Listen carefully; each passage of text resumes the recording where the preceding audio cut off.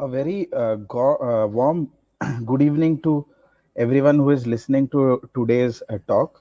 I welcome everyone to the third day or the third session of the Pre-Bird Festival webinars that the Goa Forest Department is conducting before the start of the actual bird festival later early this month. So we have already had two very good talks that have happened yesterday and day before yesterday with Dr. Nandini Parag, and yesterday there was Shalma Mascarenas, and we had Amit Raj, who gave us very great insights into birds, bird watching, filming birds, how to photograph birds, about endemic birds, birds and their tourism potential in Goa, and so on and so forth. So today I'm going to do something a bit different from what the other speakers are going to cover, especially tomorrow as well as in the past. Now, I have named my talk today as "Birding for a Better Tomorrow." I started bird watching, about a decade and a half years ago, like 15 years ago, on a serious note. And I used to always wonder, what is the purpose of bird watching ultimately? Is it just a hobby? Is it just for my own well-being and satisfaction? Or does it have some greater, purpose or greater agenda or something greater and bigger to life, meaning to all of it? And then, I realized that it does have indeed. And today, that is what I'm going to talk about. I'm going to talk about how, birding by us common people can actually be for a better tomorrow. So let me begin with, taking you all on a historical journey about how birds have been, an intangible part of human society and culture. For example, look at these images from a book that I borrowed, Between Heaven and Earth, Birds in Ancient Egypt, an amazing book where, the author, Rosen, kind of documents how birds have been an intangible part of the Egyptian history and the Egyptian culture. And that kind of, try made me, think about several facts. For example, look at all the religions in our country. There are several of them, and every religion has an amazing reference to birds in their religious scriptures, in their tradition, in their culture, in their daily life practices. Now, I've listed a few of them. Take any religion as a matter of fact, and you have definitely a reference of a bird or birds in some form or the other in one of their scriptures, or in one of their religious texts, or their cultural day-to-day activities. And for a long time, bird watching in general has been considered as an elitist activity. Now, by elitist activity, it would mean that bird watching has always been considered something that, was associated with colonial rule or with people from the West. For example, in this image, these images date back to 1921. Uh, and the bird watching, the term bird watching has its history back to as early as the early 18th century, 18th to mid-century. So bird watching as a hobby, or as an activity, was kind of, restricted towards the West, the America and the European continent. And look at what that has, achieved in the past years. Let me give you a few seconds to kind of absorb the image that is on the screen right now. So this is a map of the United States of America, and they have this annual birding event called as the Christmas bird watch. So people go out during Christmas and, do birding. And the square boxes that you see are places where people have gone out birding in America from the 1988. Right, that's a long time ago, and they have been reporting birds from these locations.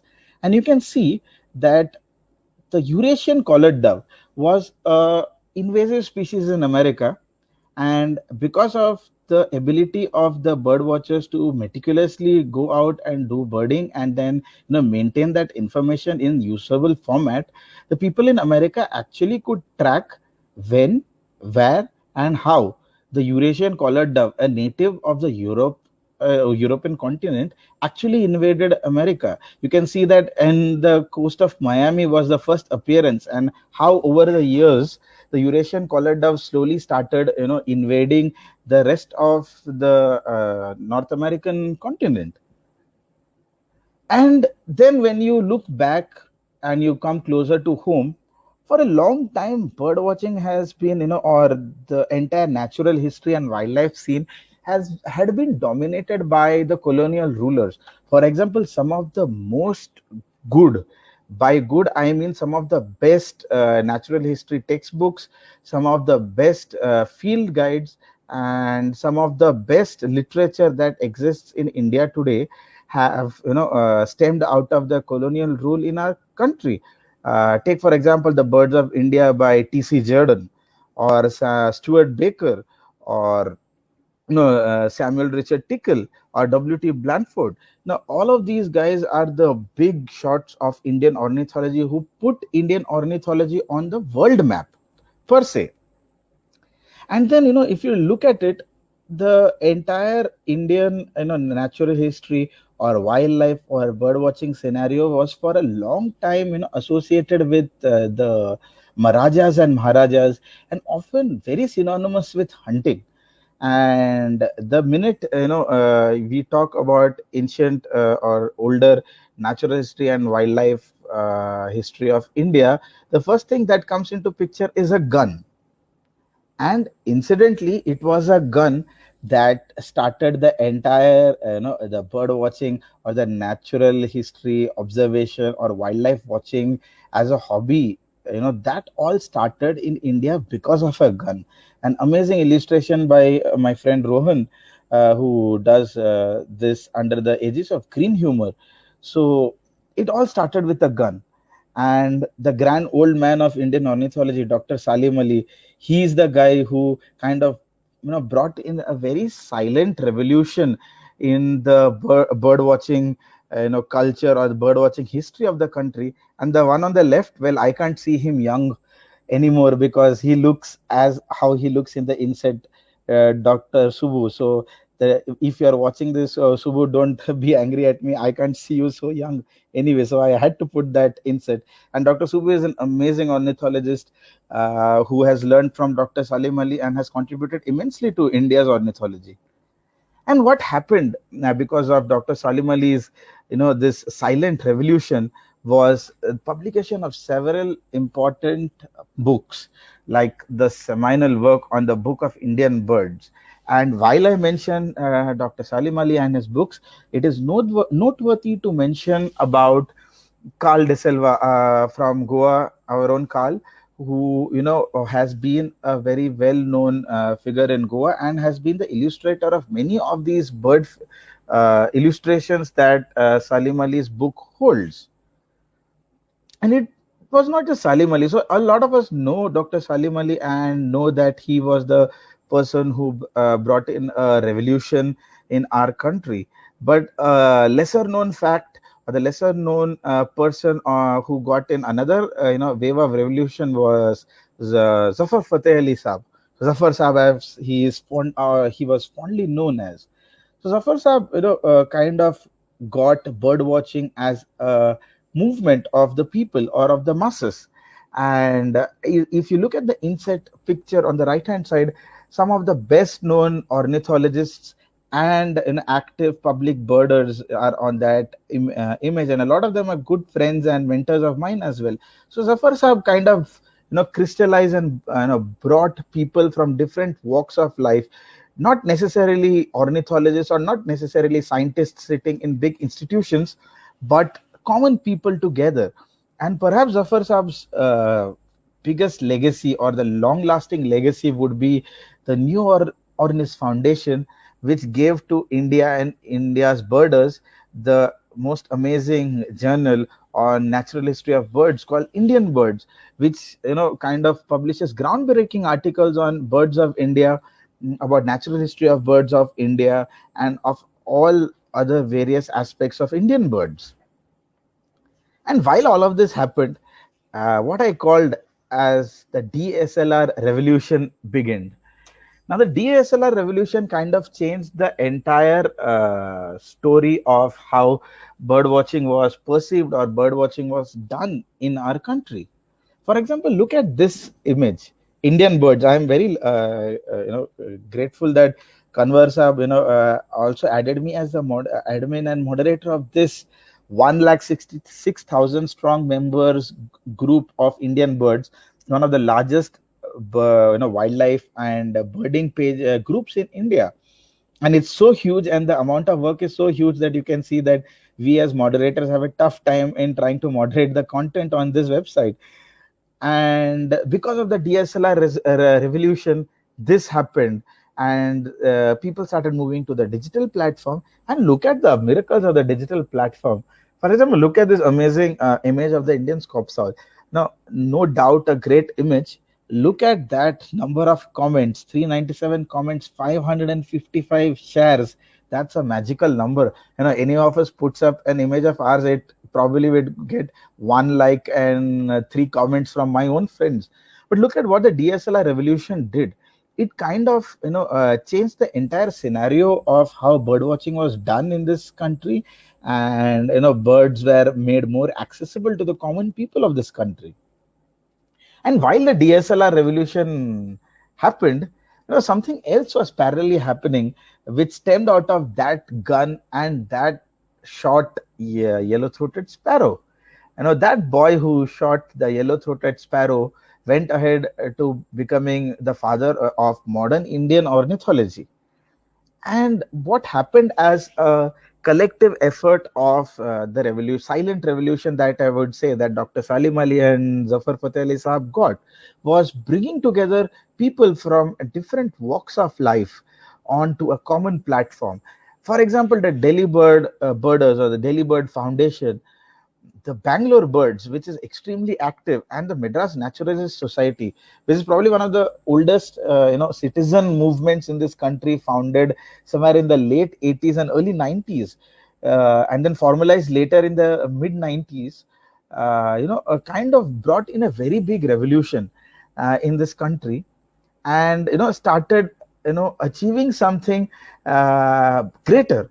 For example, what Dr. Salim Ali did after his work with the Baya weavers was go ahead, write these books, popularize birds, kind of get the attention of the then Prime Minister Pandit Jawaharlal Nehru and the subsequent Prime Minister Madam Indira Gandhi, and was very successful in identifying and notifying the Bharatpur Wildlife Sanctuary, the Silent Valley National Park, all with the efforts of one man, one pair of binoculars, roll camera, and going out in the forest documenting birds and then identifying important and critical habitats, and then with the help of the support that he had generated from the government, notify these important places. But while our grand old man was doing that, people in America and Europe achieved something even more amazing. Now again, let me give a few seconds for you to understand what's happening here. Now, these dots that you see are 118 different species of birds. And as they migrate from the north to the center to the south of America, their routes are being charted. And all of this information came from millions and millions of observations on eBird provided by common bird watchers. Not just one Dr. Salim Ali, but millions of Dr. Salim Alis out there who went out birding and who were noting down this information and who were supplying this information to people for them to make sense of it. And look at how amazing this is. This is something beyond belief, that you could track 118 different species as they move from their wintering grounds to their breeding grounds. But then how did all of this happen? Because, as I say, they birded for a better tomorrow. And how did they bird for their better tomorrow? This is the answer: citizen science. Between 1880s and 1970s, the volunteers recorded information, precise information on arrival dates, abundance, departure dates of migratory birds across North America. There, historic observations and collection of 6 million records. That's about a century of migration patterns and population changes. So while we were having our own battles, gaining our own independence, America was a bit ahead of us and birded for a better tomorrow. And look at where the country as a whole, where the continent as a whole has reached. This is the website of the United States Fish and Wildlife Service. Now, this is a parallel with the MOEF, that is the Ministry of Environment and Forests, that we have in our country. This is a very parallel government body that in the United States. And look at their website. There is a dedicated page for being a citizen science. So the government promotes and their government values their citizens, becoming citizen scientists. And look at the outcomes of the citizen science, right? There are 18 known conservation outcomes of citizen science from the West. Yeah, which is really amazing. That is, people, the common citizens of the country, the taxpayers of the country, they also take pride and take the opportunity to be a part of something bigger and be a part of a system where they are involved in the conservation activities of their country. And it's not just birds, they have taken citizen science to some extreme levels. For example, people are monitoring the oceans, people are monitoring grasslands, people are monitoring the forests. Come what may, you can monitor wildlife, you can monitor biodiversity right at your backyard. And that is how extreme citizen science has become in the West. And a lot of research data is being collected by common tax-paying citizens of their country. But then, what happened in India? This revolution that I talked about, Dr. Salim Ali and Zafar Fateh Ali Saab, coming in and, start making wildlife watching and bird watching as a citizens movement or as a people's movement, and moving the narrative away from what would be the Raja Maharaja era. What did that, achieve? The earliest instances of citizen science in India was the Asian waterbird census. That was in 1987. And thankfully, the AWC is a very strong program that is running in the country still. And some amazing outputs have come out of the Asian waterbird census, and there have been several conservation implications which have stemmed out of the information that has come from the AWC platform in the past few decades. And from nothing in our country for a long while, AWC, which is one of the oldest citizen science programs in the country, achieved this. The kind of coverage that you have in India, you can barely see India because there is that much information right now in India post 1987. So India started slowly inching towards where America or Europe was or is currently. And then, there was help from several international agencies and organizations as well.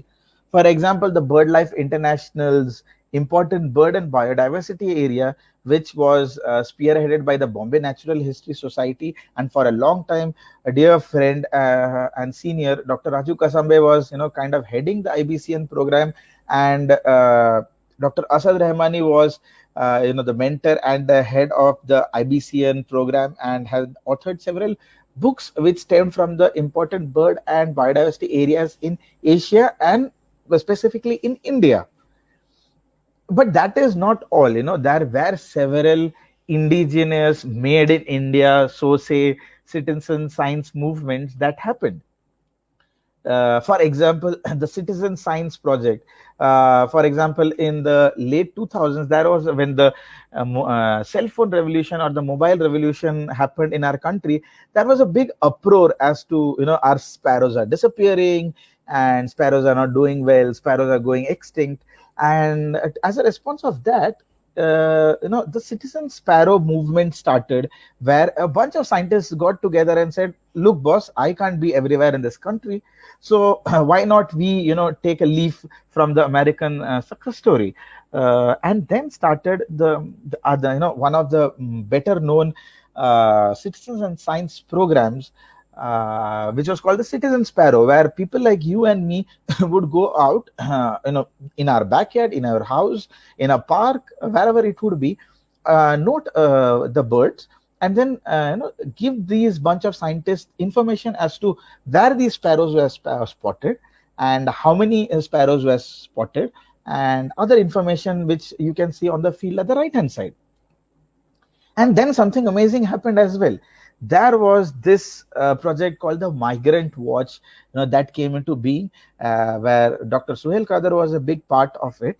And Migrant Watch, started borrowing this information or borrowing this idea from the Citizen Sparrow project, and started, inculcating that idea into trying to monitor wetland birds, or trying to monitor migrant birds, and that gave rise to the Migrant Watch. And parallelly there was something called as the Pied Cuckoo project, which was also a very similar citizen science driven project. But then in the late 2000s, somewhere around 2000, 15, 2014, the eBird as a tool, came into India. This is a amazing citizen science tool which has been developed by the Cornell University in the United States. And eBird brought in a massive revolution in our country, which put us a step ahead of all the other countries where bird watching was probably even more popular than in India. But then eBird did something very revolutionary and took us one step forward. And today, look at the amount of information that eBird holds, or people, citizens of our country have generated from India. For example, this is a map of Indian robin, and you can see how well the distribution of Indian robin is charted on the map of India, all thanks to common tax-paying citizens like you and me. And today, eBird India holds over 10 million records, and it is one of the largest databases of biodiversity information from the country in the GBIF platform, Global Biodiversity Information Forum platform, that is available. And India has started to become one of the leading contributors of biodiversity information to GBIF, thanks to millions of bird watchers who are contributing information towards this cause.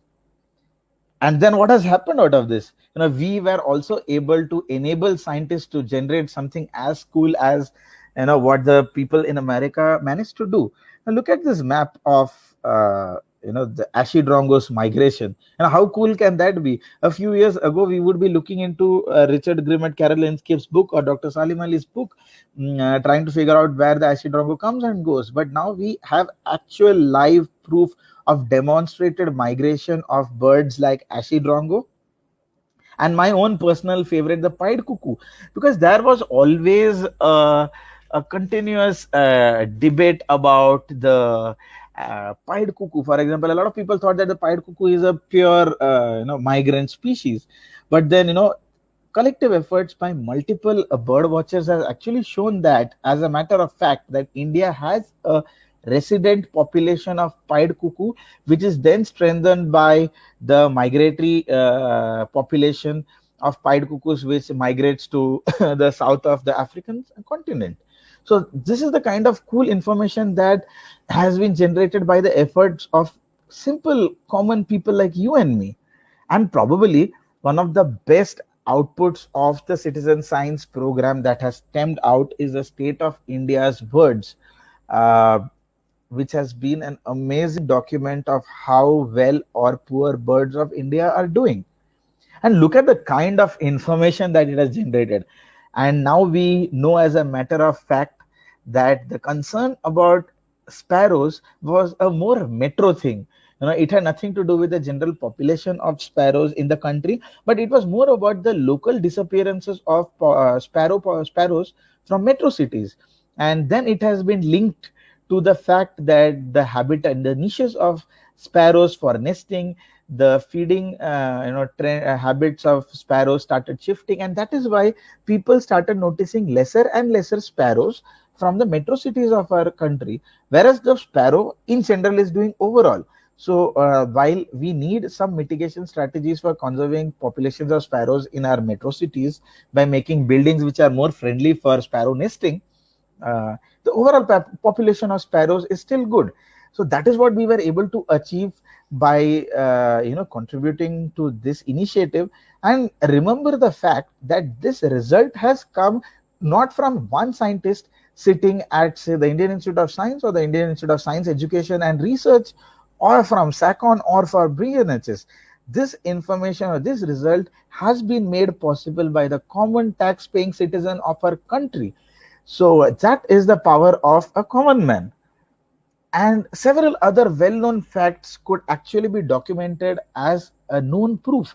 For example, everyone knew, and there was a big uproar about vultures declining, what vulture population going down. And thanks to citizen science initiatives by people like you and me, we could actually track that the population of vultures drastically declined in the 5 years between in the years from 2000, early 2000 to 2000 and 2006. So you can see a rapid drop in several species.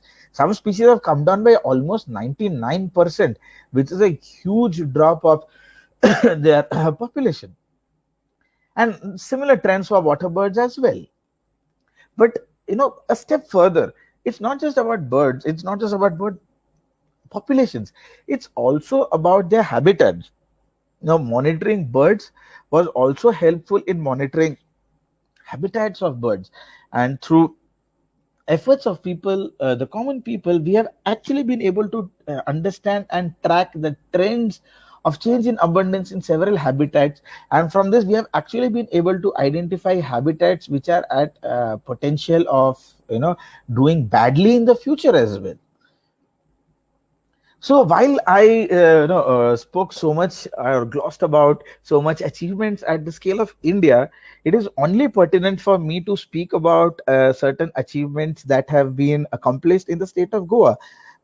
Considering that I'm speaking on the platform for the pre-bird festival webinars of the Goa Bird Festival, so it would be only imperative of me to speak about the success stories of citizen science from Goa. So, what have we as citizens of Goa, or what have we as residents of Goa, or what have we as people living in Goa achieved by bird watching? Now, the first, answer to that would be the important bird and biodiversity areas in India, as I had mentioned about the IBBA program.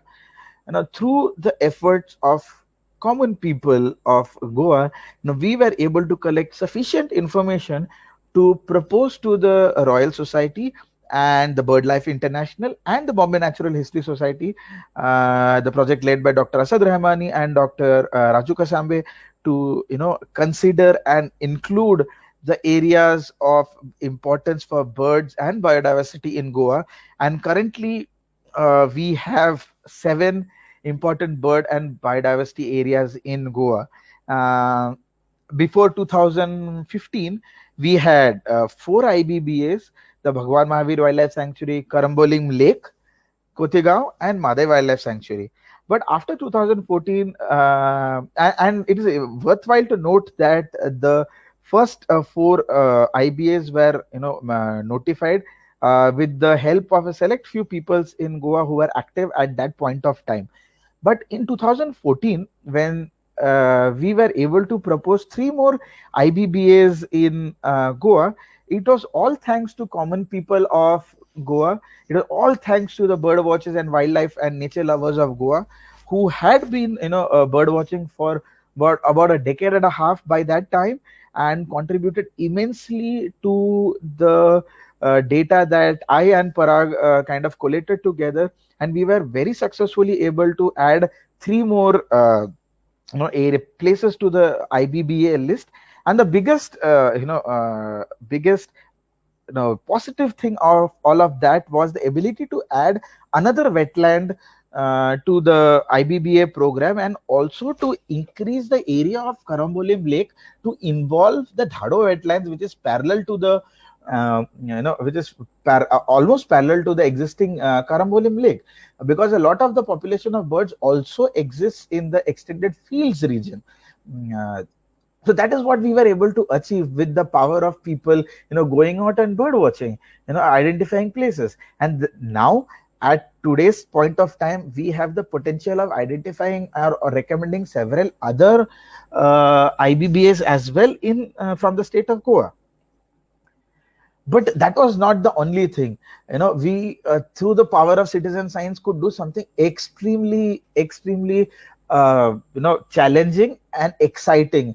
For the first time in 2015, or not 2015, sorry, in 2014, we did something called as the pelagic bird surveys, which was kind of spearheaded by the Goa Bird Conservation Network.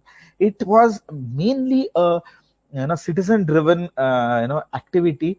And pelagic birding is a very monetarily intensive exercise, where you need a lot of funding and money to actually do the surveys. So the answer to do these were to get people together and offer them an opportunity to participate in these surveys and go out in these surveys into the open oceans, experience that as a very alternative bird watching experience, and contribute their information. And we were very lucky that in Goa we have a very active group of bird watchers, and every time we did a pelagic bird survey, we used to get an overwhelming response from the citizens of Goa who would join the this citizen science initiative. And from the information generated from these trips, we were able to collate a lot of information on seabirds and add a lot of new records to the state of Goa as well. And it was not just that. A lot of citizens also contributed their information about wind blown and coastal sightings. For example, during the monsoons, when there is a lot of wind, and when the wind speed is very high, a lot of birds are washed ashore. And thanks to social media and several bird watching groups on Goa, for example, the bird watchers of Goa, or the birds of Goa Facebook page, which is one of the largest Facebook pages of on birds of Goa on Facebook. And then there is the page by the Goa Bird Conservation Network as well. So we were able to collect a lot of information from this public platform, and we were able to collect this information which citizens of Goa had contributed to us. And we were able to make sense of how pelagic birds, the often not seen birds and often rare, so-called rare birds were. And we actually saw that a lot of these birds which we thought were rare are extremely common offshore Goa. So all of this was made possible thanks to the common citizens of Goa, and not just a few scientists like me who were sitting somewhere in one corner with a computer. It was all made possible because of common citizens of Goa. And probably one of the best things that happened personally for me through citizen science was a checklist of birds of Goa. And I was very lucky that the then Chief Minister of Goa, late Shri Manohar Bhai Parrikar, was gracious enough to launch this monograph that I had authored with my friend Mandar Bhagat during the second Bird Festival of Goa. Now, the interesting thing about the checklist of birds of Goa is that it had data which came from 11,014 complete checklists from eBird, from 1,922 unique locations, and about 3 lakh observations submitted by people like you and me. I, in my lifetime, could not have achieved this feat sitting in one corner of Goa in Vasco. But then everyone together came together and contributed information continuously on eBird. And thanks to that, we were able to collect all of this information together and come up with this amazing checklist of birds of Goa. And look at the amount of effort that went into this. For example, look at the acknowledgement section. Look at how many people were involved in making this. It took us 4 years to collate all of this information. That was the wealth of information that was available from the state of Goa for us. So that is the power of citizen science here. And then, moving forward, it was not just citizen science done by the citizens. The government of Goa was also extremely active, and it is also extremely supportive of citizen science movement in Goa. And I'm very thankful to the Goa Forest Department in this aspect, because they have supported citizen science movements for a long time, steadfastly. Especially a mention to Paresh Parab, and the kind of dedication that he had shown to involve common citizens into monitoring of birds in Goa. And at the then I'm just sorry, I think there is some interruption in my feed.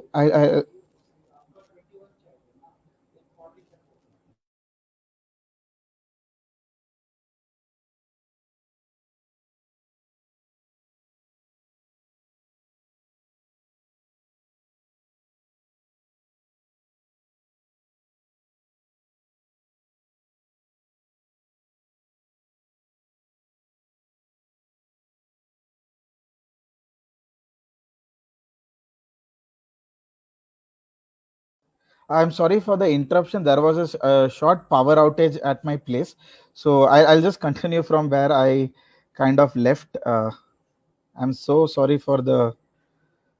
Yeah, I'll just share my screen, and then we are good to go again.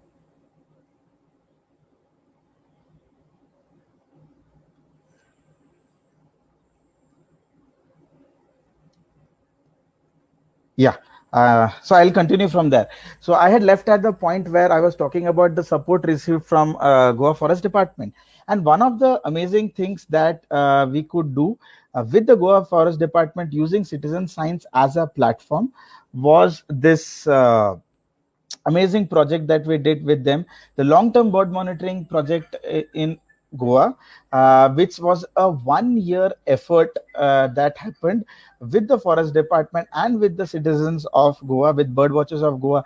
And look at the number of people who were involved in this long term bird monitoring project. There are several people who were involved from the department, from Goa, bird watchers of Goa. And we came up with this amazing report, which is again released by the late CM Manohar Bhai Parikar in the second bird festival of Goa. And moving forward, I think one of the best things that citizen science could achieve was the all Goa water bird count, or the extension of the AWC program in Goa. Now look at so we had I had shown you a lot of trends from all over the country, how birds are doing and things like that. We could do that in Goa as well, thanks to the number of people who contributed information from for birds of Goa during the winter season. Now look at this graph on the migratory duck population trends in Goa. We could actually show that the migratory duck populations in Goa, went down from the late 80s and early 90s to the current situation where the number of migratory ducks have, crashed severely. But then, in comparison, our resident whistling ducks kept doing well. And thanks to the information that was provided by the common citizens of Goa, we are also able to track certain locations. For example, we looked at the trends of migratory duck populations across several years at the Karamboli and Dhado IBA. And we could actually see that there was a sharp decline in the number of individuals that were counted over the years from Karambolim. There are several reasons why this has happened, and I could talk about it if someone is interested about trying to understand why this decline happened. But then, what was the outcome of this? I showed you so many trends and so many graphs and so many images, but what was the outcome of this? The Goa Forest Department in 2018, was tasked with proposing wetland sites to be included as important migratory waterbird sites of India for the conservation of the Central Asian flyway waterbird population.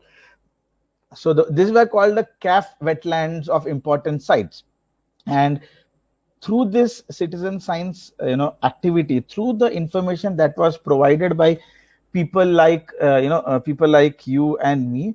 I was very lucky to be in a position to be requested by the forest department to actually collate all of this information and submit a report to them, which would then be forwarded to the MOEF. So I sat down one day with Parag, and then we kind of brainstormed, and we were really overwhelmed with the kind of information that was available from Goa, all made possible thanks to the common people of Goa, who actually went out and did bird watching. And that was something which was amazing. And I would want to put on record my sincere gratitude and appreciation to all the bird watchers who actually went out and did birding, and contributed so much information to us, which actually helped to make a difference.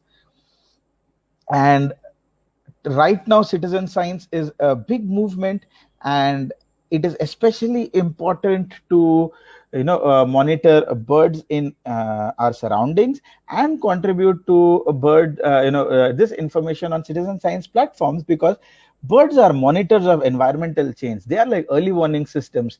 Every time there is a change in population of birds, there is always a corresponding a problem with the habitat.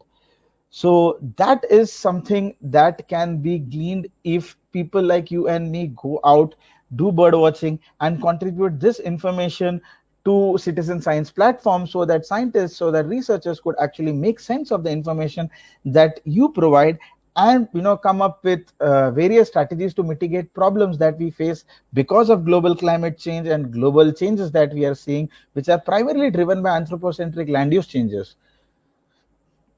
That brings me to a point that brings me to a point where I would want to tell that movement, which was started by people like people like Dr. Salim Ali or Zafar Fateh Ali, or even as a matter of fact Rauf Ali, the kind of information or the kind of movements that they started became a big thing, and that has given rise to this.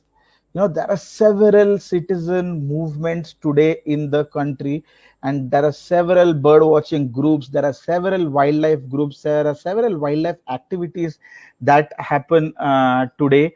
And it's all thanks to the efforts of so many people that we have a very strong foundation and platform of citizen science data from our country. And the one stop place for any person who is interested in birds and bird watching and citizen science is to head over to this website called Bird Count India, where all the amazing maps that I had shown from India, the migratory maps from India, several of these important activities of citizen science that happen in India, all this collated information is available on Bird Count India website. So you could just head over to that website and take a look at this website. And if you would want, I won't say if, I would say please join the movement, please join the initiative, please contribute to citizen science. Go head over to the Bird Count India website, look at what the amazing stuff that people do, normal common people like you and me do, and get involved with that. And with that, I come to the end of my talk, and it's almost as if it's the end of the Fall of the Sparrow, the amazing book written by Dr. Salim Ali.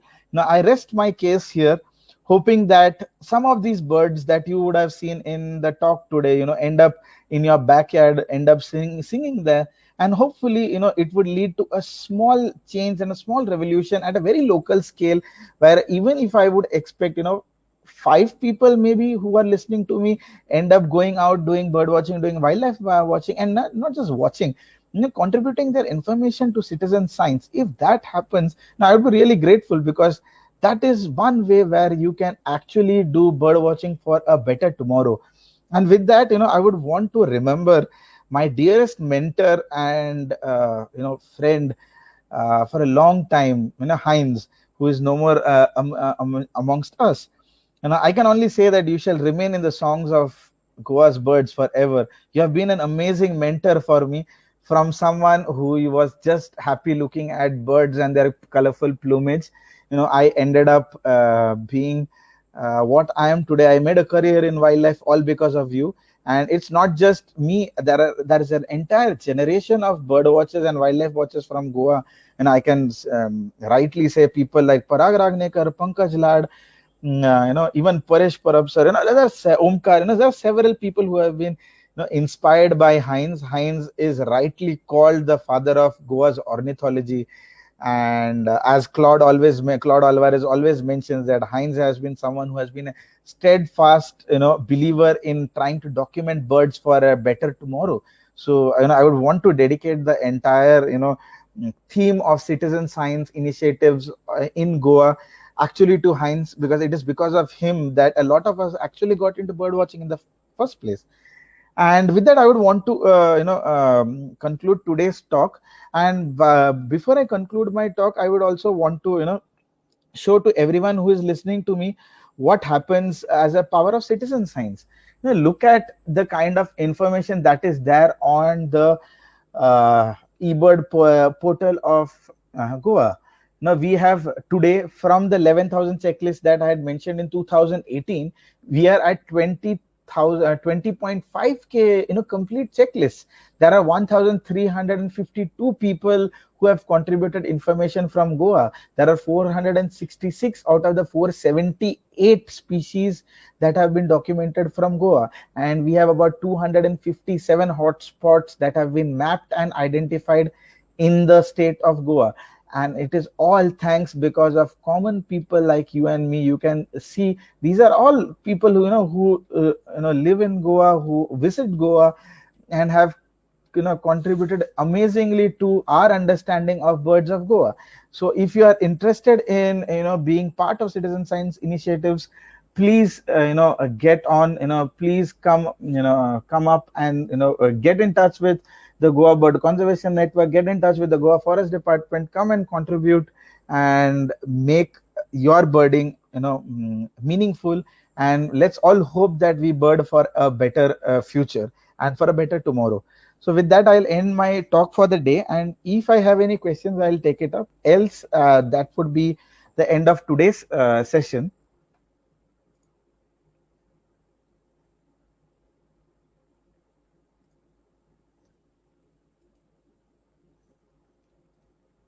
So if there are any questions, you could put it up on the comments, and I can take it up for you. Though I don't expect any questions anyway.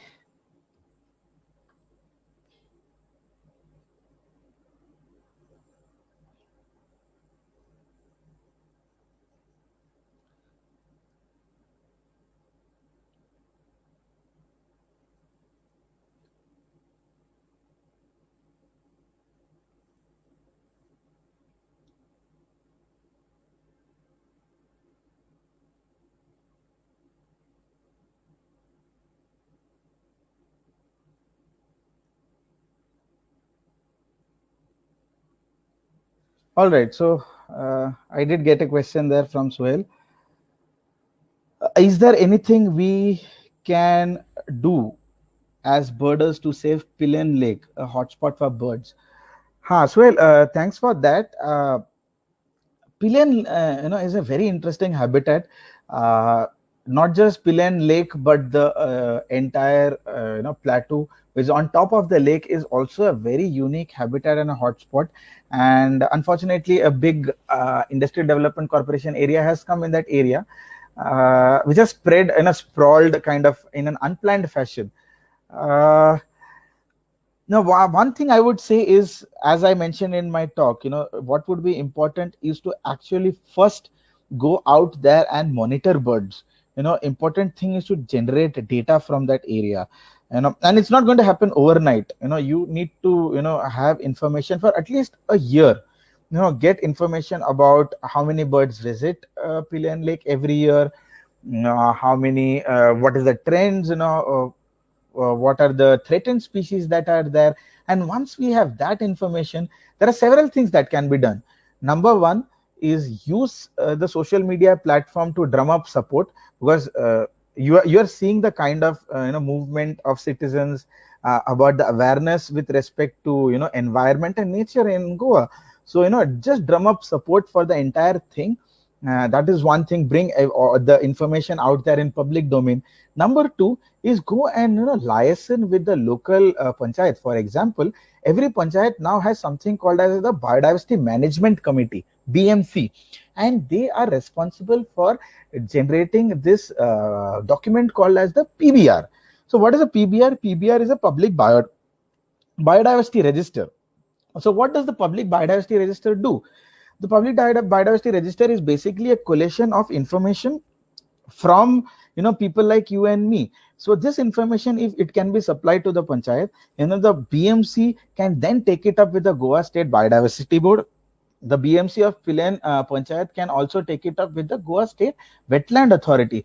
Both of these things are led by Dr. Pradeep Sarmokadam, a very abled member secretary of both the autonomous government bodies, and he's someone who would willingly take up these causes for preservation of certain important habitats. But before you approach him, the important thing would be to first generate this information, contribute this information to the PBR of the Biodiversity Management Committee in Pilen, and also generate support from the people of Goa as well, and then take it up to the member secretary, and then get the legal process moving. And there have been success stories. For example, look at the Bondwa Lake or look at the Nanda Lake. Dr. Pradeep has been very active in kind of bringing all of this together, and got these places identified as wetlands of importance in the state. So that is the way I think you go forward in trying to do something for Pilen Lake, and not just Pilen Lake. It's any habitat, any habitat which has potential. I think this is the right or the proper channel to go through. All right, so I think I've got a couple of questions. I didn't expect much. Anyway, so Sonal asks me, do birds die really because of radiations by phone towers? Sonal, I had shown a slide about sparrows and metro decline in the metros. I'll just go there. I'll just go there quickly. Yeah, here it is. So if you look at it, Sonal, this there is no proven experimental data or information or proven scientific information which actually links these two things together.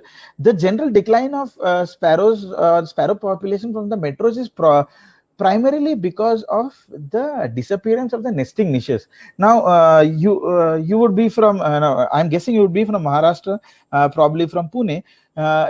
Imagine the kind of houses that Pune had in the 1980s.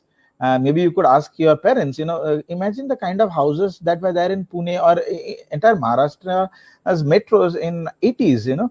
There were enough structures in the houses where sparrows could in our houses where sparrows could nest comfortably, say the meter box, or as we say in Goa, the washe, basically the tiled roofs. There would be places underneath this roof where the bird would nest very comfortably and very properly. So I think, in my opinion, this decline in metros is more to do with the absence of nesting niches and the absence of the ability or the failure of the sparrows to breed successfully, and an increase in feral cat population. Like everyone in metros wants to have a cat. So it's a combination of all these factors which have probably led to a decline in the sparrow population. Why I am saying this so convincingly is because if per se mobile towers or radiation would cause a decrease in sparrow population, you would have seen that decline even in villages. Even villages have Geo has brought in a revolution in internet connectivity. So we would have seen this kind of decline even in our villages.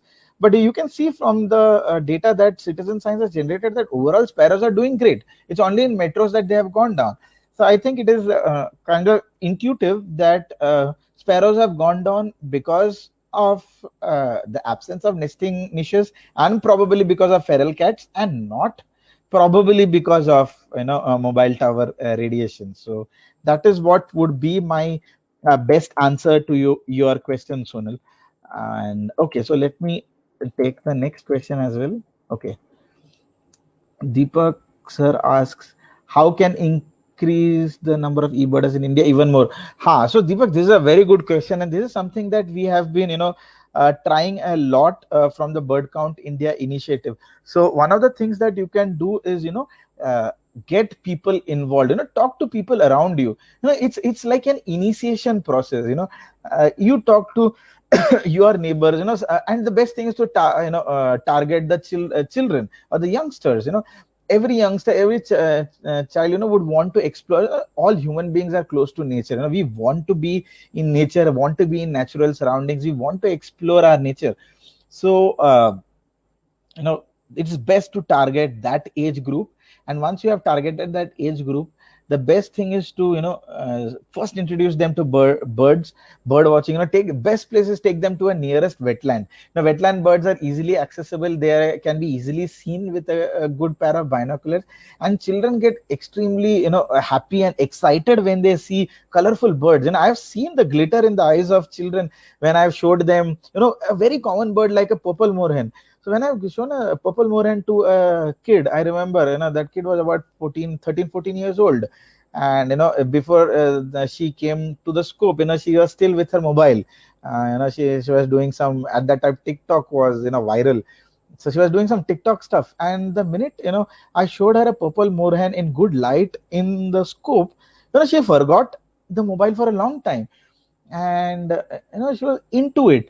And I'm very happy to say that out of that bunch of kids, two of them are quite active on eBird today, and contribute a lot of information from from their bird watching activities daily on eBird. So I think the best way to increase the number of eBirders is first to initiate them to the joys of bird watching, because there is no fun in it if you don't do bird watching and don't appreciate birds. It's not about eBird is just a tool, but the foundation of that is our love for birds. So you need to kindle that love for birds in people. And once you kindle that, I think eBirders would follow eventually. So the best way to increase the number of eBirders is to actually give rise to good birders from India, and I think that is the answer to that. Okay, there's another question by Sonia, and Sonia asks me, what about sharing location of lyrebirds of eBird? Won't it give information to hunters? Sonia, this is a very, very good point that you have raised. And this is something that had come up a while back on several information and discussion platforms. And I can tell you that the location of all IUCN threatened species are hidden from point locations. So if you look at certain locations, I will actually give you a demonstration of what that is. I'll actually give you a demonstration of how that works. Just give me a second to do that, because this is something which is very important and it needs to be shared with people who are listening. So I'll just share my screen and I'll actually show you how that is done.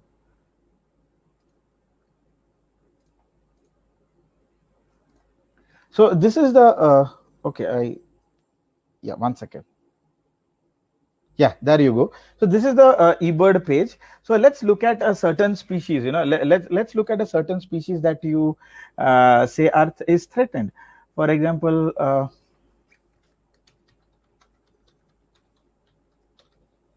let's look at the great hornbill, and let's look at the map of the great hornbill. Right. So you see the locations of these, and these locations are basically grids. They are grids which are 20 by 20 grids. So when you keep zooming, you will see this which has come at the bottom. I will see if I can. Oh, sorry. I will kind of see if I can zoom in the web page itself to show you if. Now, if you can read this, there is a tip. Click points to see sightings and checklists at the location. But look at the note. The note says points may not be shown in all areas. See our sensitive species page for more information. When I click the sensitive species page for more information, you can see that there is a page on sensitive species. So what happens is there are several species which are sensitive, which are threatened, which can be threatened by poachers, and they can get access to the location. But what this does is it hides the actual location of birds from the public output. So a person actually does not know where the great hornbill is. Now, there is no lat long position that you can put on your mobile and go there. But then this is a very interesting argument, because a lot of people have said that poachers would probably go to eBird and get information, things like that. But I have worked with local communities in Pondicherry in a place called Kaliveli Lake, and I know as a matter of fact that the poachers in India at least are people who live in hand to mouth existence. That they have a mobile phone itself is a big deal, and then having access to such kind of information is a glaring outstretch of our imagination. So most of the poachers are actually poor people who live at a hand to mouth basis to for their survival for on a daily basis. So the entire paranoia about this is a bit misplaced in my opinion. But then it is also important not to reveal the locations of sensitive species for the larger purpose. For example, there is more there is more threat to birds from people like us who like to photograph birds for trophy purpose than poaching. For example, look at the latest case at Lonavala and what happened there and how the habitat was trashed. Of course, there are varying opinions about that. So, locations of birds shared on a public domain is more harmful to the birds from normal educated citizens of this country rather than poachers. So, I somehow think that this information that this entire paranoia about poachers and hunters in India is a little bit misplaced. But yes, the information on specific sensitive species should not go out there, and that is because there is a threat from people like us, Sonia. So that is my answer to that, and there is actually a lot of background to that as well. So maybe we can take this offline and discuss, if you are interested in. Okay, there is one more question. That's a long one. I think it's a state. Okay, the awareness of birding amongst the general public is still very low, I feel. Can we have a structured birding course in the educational curriculum through both theory and field visits? Rishi Valmiki Eco School in Mumbai for the under. Okay, Deepak, this is also a very good point that I've raised. You have raised. Right now, there are several people who are trying to inculcate not just bird watching, inculcate natural history into their curriculum. Of course, the Indian curriculum is such that we don't have time away from our IIT, JEs, and the several assignments that are teach. I myself am guilty of giving assignments to people, students, but then the system is such that we can't escape that. But however, people are trying to make this small change in some format or other in the curriculum, maybe not as a part of curriculum but as extracurricular activities. For example, look at the curriculum of the Rishi Valley School in Bangalore, or look at Chaugule College. Let's get closer to let's get closer to Goa. Look at the Chaugule College, where Dr. Nandini has initiated the Bird Watchers Club in her college. Look at the government colleges which have eco clubs and nature clubs. So those are a certain platforms from where you can start pushing in natural history and start pushing in bird watching and environment concerns and all of these things, broader aspects into the daily lives of students as a co-curricular activity. As a part of curriculum, these things do find mention here and there in science, social science, and geography. But then at the end of the day, IIT पढ़ना है, JEE में पास करना है, CET पास करना है, पापा ने बोला कि डॉक्टर बनना है, शर्मा जी का बेटा डॉक्टर बन गया है, हम सोसाइटी में क्या नाक दिखाएंगे. So this has been the social narrative of our society, and when that kind of peer pressure comes into the picture, everything else in our country takes a backseat when Sharma ji ka ladka comes into picture. But fortunately, this is changing. Basic sciences and social sciences is slowly picking up. Engineering is taking a backseat, and I think as that happens, as the mentality of the present generation slowly shifts from a rat race driven society and a rat race driven culture of the perspectives of career, I think connect with nature will be re-established again. And the fact is that look at the number of people who are active in being voices of wildlife and nature today in India. That's a lot. So this would not have been possible, 10 years ago. I wouldn't have imagined 10 years ago or 15 years ago, about a group of 30 people coming together with binoculars early in the morning at 5:30 and saying ki chalo aaj ye chidiya dekhenge. It's impossible, but today that has become possible. So I think times are changing. The entire narrative about gloominess, about the fact that people are losing connect with nature, and all of that is, I think, slowly fading away for the good. So I think the change is slow and subtle, but the change is happening for sure and for the best. So I hope I've glossed on many things, Deepak, but I hope I have been able to answer your question to some extent. I think that's the last question for the day here on the screen. That is, if we document birds around our locality where there is poor connectivity to use eBird app, how can we contribute connected? Okay, Mahima, that is another good question. And also, the eBird app on your phone runs on offline mode as well. So you do not necessarily need to be connected to the internet all the time. So when you go to your workplace or your college or your school, or even when you're going to have ice cream on in to a certain town or a city, you will have internet connectivity, I'm sure, because we check in whenever we go to have ice creams, or we check in whenever we go to a restaurant. Like, it's checked into Fisherman's Wharf with 30 other unrelated people. So that happens, right? So when you are in good internet, what you do is you update the database of your eBird app, and then you come back, and then it perfectly works well offline. And once you have uploaded, means you have inputted your information offline, you come back the next time to a restaurant or a ice cream parlor, check in again on Facebook, and then update your eBird again. So all the checklists and all the information that you have provided on eBird gets synchronized with the server, and all the information that you have collected then gets updated. But the important point is, as meticulously as someone does check in into an Amul ice cream parlor in Sakai or in Panjim, you also will have to update your eBird database. That is very important, and it's important not to forget that. So it is possible to do that as well. So I hope that kind of answers your question. It was a kind of technical that way. So let internet not stop you from some contributing data to eBird, right? So yeah, so I think with that we have I have exceeded my time.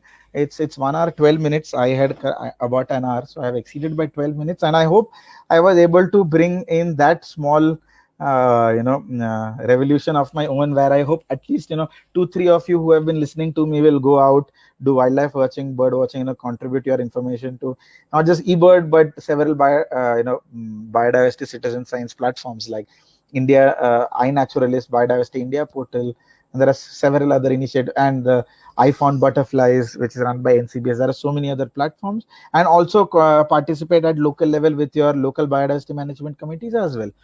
So I do hope that happens.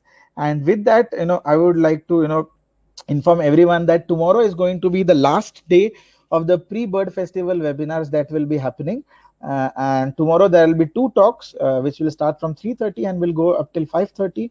As in today. So the first talk will be by Golda, who will be speaking about wetland birds of Goa, and the second talk will be by Jalmesh, who will be speaking about night birds of Goa. So that both the talks are going to be very interesting and something that I am looking forward to, and I hope you all as well attend and be part of the talks tomorrow. With that, I would want to end today's stream. Thanks to all the participants who have been listening to me rambling on continuously.